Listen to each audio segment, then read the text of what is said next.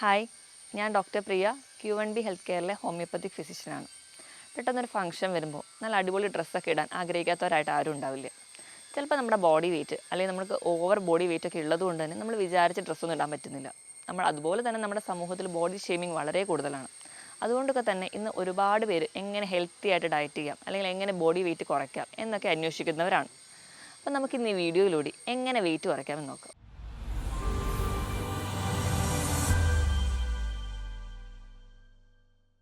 നമ്മുടെ ക്ലിനിക്കിൽ ഒരുപാട് പേഷ്യൻസോ അല്ലെങ്കിൽ ഒരുപാട് ആൾക്കാർ വരുന്നതാണ്. ഒരു മാസം കൊണ്ട് എങ്ങനെ 10 കിലോ കുറയ്ക്കാം, അല്ലെങ്കിൽ 8 കിലോ ഒരു ഫംഗ്ഷന് വേണ്ടി അർജൻറ്റായിട്ട് എങ്ങനെ കുറയ്ക്കാം, അങ്ങനെ കുറച്ചാൽ എന്തെങ്കിലും പ്രശ്നങ്ങളുണ്ടോ എന്നൊക്കെ ചോദിച്ചു വരാറുണ്ട്. നമ്മൾ കൃത്യമായൊരു ഡയറ്റ് ഉണ്ട്, അതോടൊപ്പം തന്നെ കൃത്യമായ വ്യായാമമൊക്കെ ഉണ്ടെങ്കിൽ കൃത്യമായിട്ട് നമുക്ക് നമ്മൾ ഈ പറഞ്ഞ പോലെ തന്നെ 8 കിലോയും 10 കിലോയും ഈസി ആയിട്ട് കുറയ്ക്കാവുന്നതാണ്.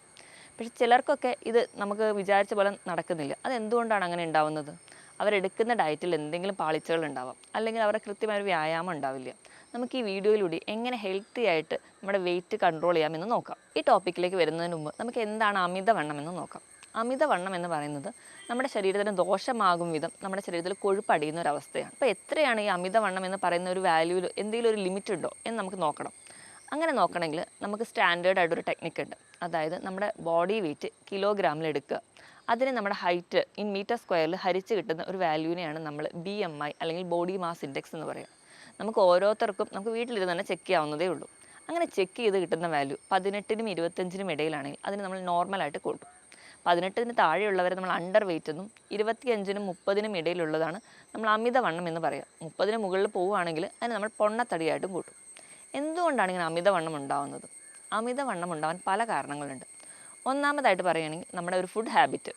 നമ്മൾ വലിച്ചു വാരി കഴിക്കുക, നമ്മൾ ആവശ്യത്തിലും കൂടുതൽ കഴിക്കുക, അത് നമ്മൾ ഹെൽത്തി അല്ലാത്ത ഭക്ഷണങ്ങൾ കഴിക്കുക, ഇതുകൊണ്ടാണ് നമുക്ക് ഒന്നാമത് അമിതവണ്ണം വരുന്നത്. ഇത് കൂടാതെ തന്നെ ചില എൻഡോജീനിയസ് കണ്ടീഷൻസ്, അതായത് നമുക്ക് ചില അസുഖങ്ങളുണ്ടെങ്കിൽ, തൈറോയിഡിന് എന്തെങ്കിലും കംപ്ലയിൻസ് ഉണ്ടെങ്കിൽ, അതുപോലെ തന്നെ PCOD പോലെയുള്ള രോഗങ്ങളുള്ളവർക്ക്, ഇപ്പം ഒരു സ്ട്രെസ്സോ മെൻ്റൽ ടെൻഷനോ ഉണ്ടെങ്കിൽ അമിതമായിട്ട് ഫുഡ് വലിച്ചു വാരി കഴിക്കുക, ഇങ്ങനെ പല കണ്ടീഷൻസും ഉണ്ടാകും.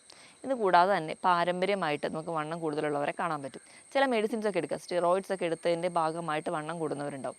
ഇതിനോടൊപ്പം തന്നെ കൃത്യമായൊരു വ്യായാമം ഇല്ല, ഒരു ലേസി ആയിട്ടുള്ള ലൈഫ് സ്റ്റൈൽ ആണെങ്കിൽ അതും നമുക്ക് അമിതവണ്ണത്തിലോട്ട് എത്തും. ഈ ഒരു കാരണങ്ങളൊക്കെ നമുക്ക് അറിയാമെങ്കിലും നമ്മളാരും വലുതായിട്ടൊന്നും നമ്മുടെ ശരീരത്തിനെ പറ്റി ആലോചിക്കാറില്ല.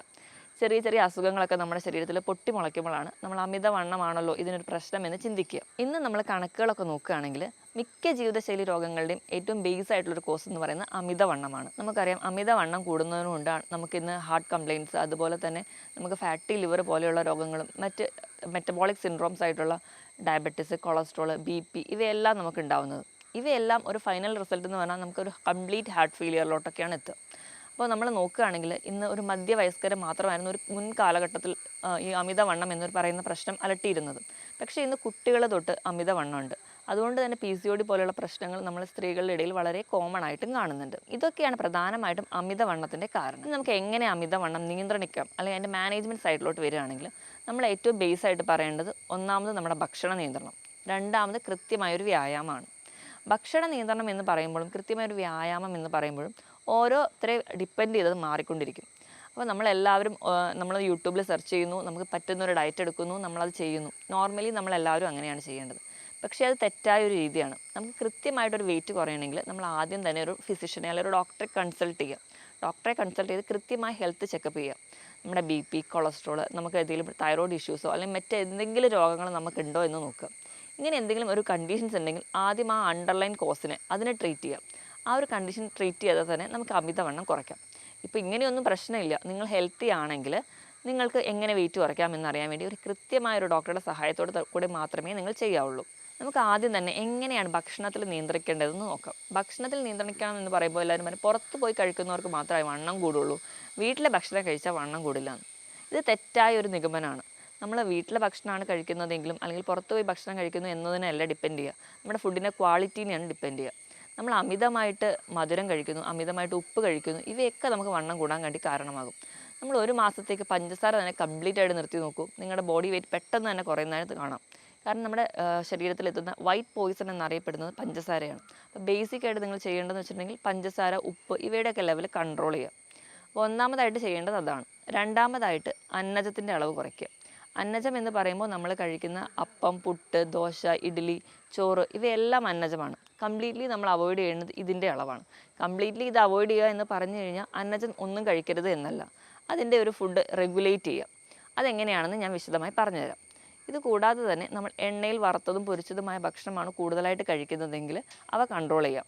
ദിവസം കഴിക്കുന്ന ഉപ്പിൻ്റെ അളവ് എന്ന് പറഞ്ഞു കഴിഞ്ഞാൽ 5 ഗ്രാം മാത്രമേ പാടുള്ളൂ.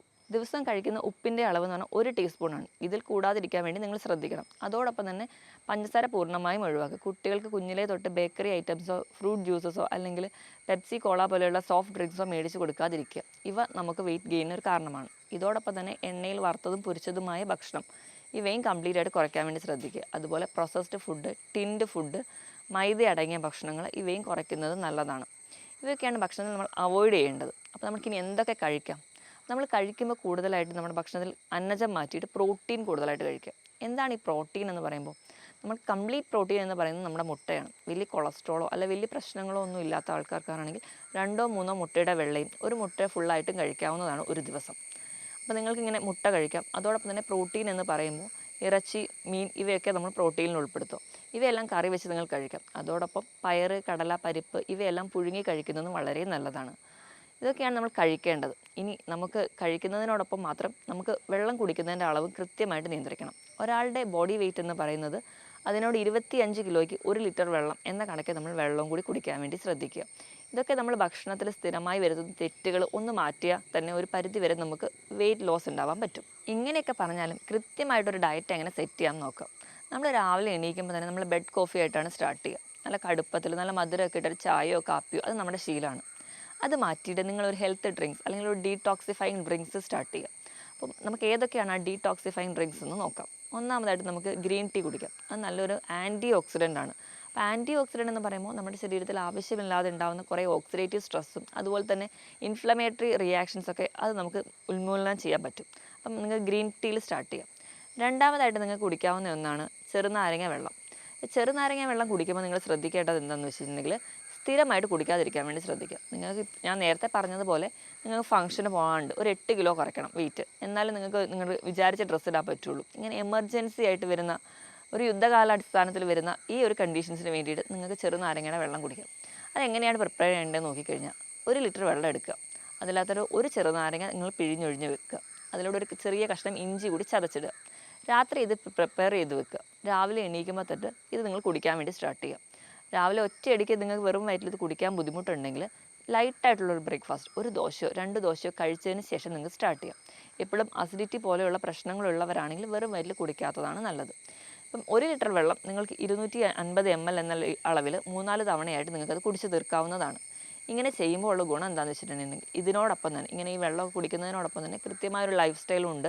അതോടൊപ്പം തന്നെ ഒരു വ്യായാമം കൂടി ഉണ്ടെങ്കിൽ ഈ പറയുന്ന ഡീടോക്സിഫിക്കേഷൻ ഫംഗ്ഷൻ നടക്കുന്നത് വഴി നിങ്ങൾക്ക് നിങ്ങളുടെ ബോഡിയിലുള്ള വേസ്റ്റൊക്കെ ബവലായിട്ടോ യൂറിനായിട്ടോ പുറന്തള്ളപ്പെടും. അത് തന്നെ നിങ്ങൾക്ക് നിങ്ങളുടെ ഒരു ഫ്രഷ്നെസ് ഫീൽ ചെയ്യും. അത് നമ്മുടെ മുടിക്കും സ്കിന്നിനും ഒക്കെ കൂടുതൽ സപ്പോർട്ടീവാണ് ചെറുനാരങ്ങ. കാരണം ധാരാളം വൈറ്റമിൻ സിയും അടങ്ങിയിട്ടുണ്ട്. അപ്പോൾ നമുക്ക് പെട്ടെന്നുള്ള ഒരു ആവശ്യത്തിന് സ്ഥിരമായി കുടിക്കാനല്ല, പെട്ടെന്ന് വെയിറ്റ് കുറയ്ക്കണം എന്ന ആഗ്രഹമുള്ളവർക്കാണെങ്കിൽ ഇത് ചെയ്യാവുന്നതാണ്. രണ്ടാമതായിട്ട് നിങ്ങൾക്കിങ്ങനെ മോർണിംഗ് രാവിലെ എണീക്കുമ്പോൾ തന്നെ കുടിക്കാൻ പറ്റുന്ന ഒന്നാണ് ജീരകവെള്ളം. നമ്മുടെ ചെറുജീരകം എടുക്കുക. നിങ്ങൾക്ക് ഒരു ദിവസം 1 മുതൽ 1.5 ടീസ്പൂൺ വരെ ചെറുജീരകം നമുക്ക് നമ്മുടെ ഫുഡിൽ ഉൾപ്പെടുത്താവുന്നതാണ്.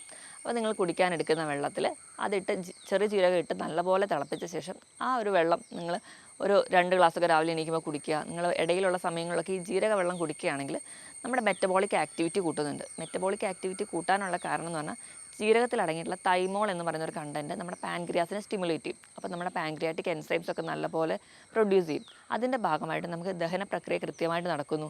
ഇതിനോടൊപ്പം തന്നെ നമുക്ക് ഗ്യാസിൻ്റെ പ്രശ്നങ്ങളോ അല്ലെങ്കിൽ മറ്റ് പുളിച്ച തകട്ടൽ പോലെയുള്ള ബുദ്ധിമുട്ടുകളുണ്ടെങ്കിൽ അത് പൂർണ്ണമായിട്ട് മാറുന്നതായിട്ടും കാണാം.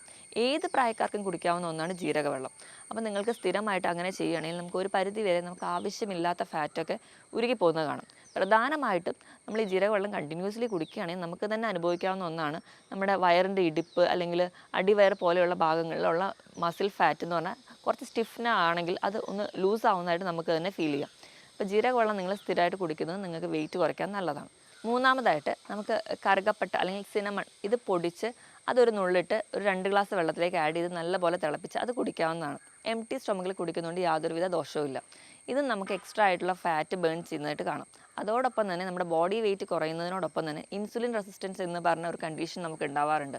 അതായത് പ്രമേഹം, ടൈപ്പ് 2 ഡയബറ്റീസ് ഉള്ളവർക്ക്, PCOD പോലുള്ള കണ്ടീഷൻസ് ഉള്ളവർക്ക്. അപ്പം ഈ ഒരു കണ്ടീഷൻ നമുക്ക് കുറയുന്നതായിട്ട് കാണാം. ഈ സിനമണിലുള്ള സിനമാൾഡിഹൈഡ് എന്ന് പറയുന്ന ഒരു കണ്ടന്റ് നമ്മുടെ